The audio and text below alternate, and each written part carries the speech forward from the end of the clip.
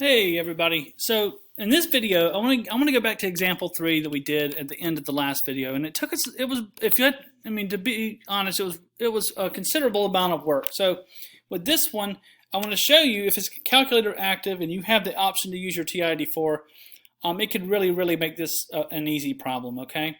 So just to remind you of what we did come up with last time, I said our function is C equals 8.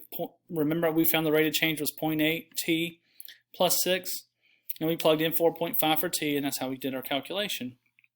All right, so we went through a process of first finding the slope using, I think it was this point and this point. Then we took a point and plugged it in and found that our y-intercept was 6. Okay? All right, so with the TI-84, you would go straight to it. This is your L1, L2. And I'm hoping some of you are going to do this. Stat, edit, and in L1 we have 2.5,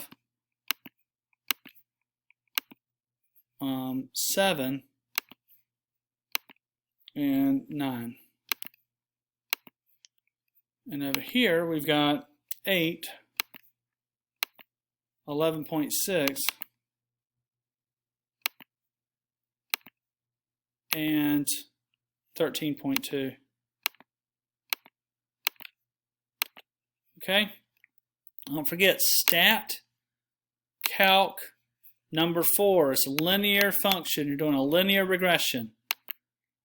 Yes, we have our information in L1, L2. We're going to calculate it.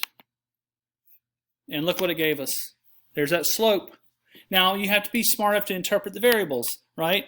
We don't have a y and an x and a b. Well, we do have a b, but our slope, if you're looking at the form, is 0.8, y-intercept is 6. And folks, that's pretty simple. You would write that down, right? And then you could have done your calculations straight from here. 0.8 times your 4.5 plus your 6, and that's pretty quick. So that's just another option.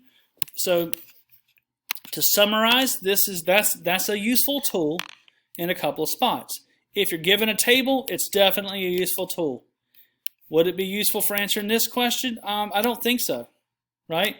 I don't think so. No, because I gave you an equation up here. No, but there are others that give you data points in the text, and all you need is 2 points. See, this one gave you the function in the text explicitly, really. It told you the initial amount, which is b, and it told you the rate of change. So it wasn't a whole lot of work to do there. A table, definitely useful. And anyway, I hope this is helpful for you. I don't want to go any longer. So definitely try this trick on all the table problems that you want.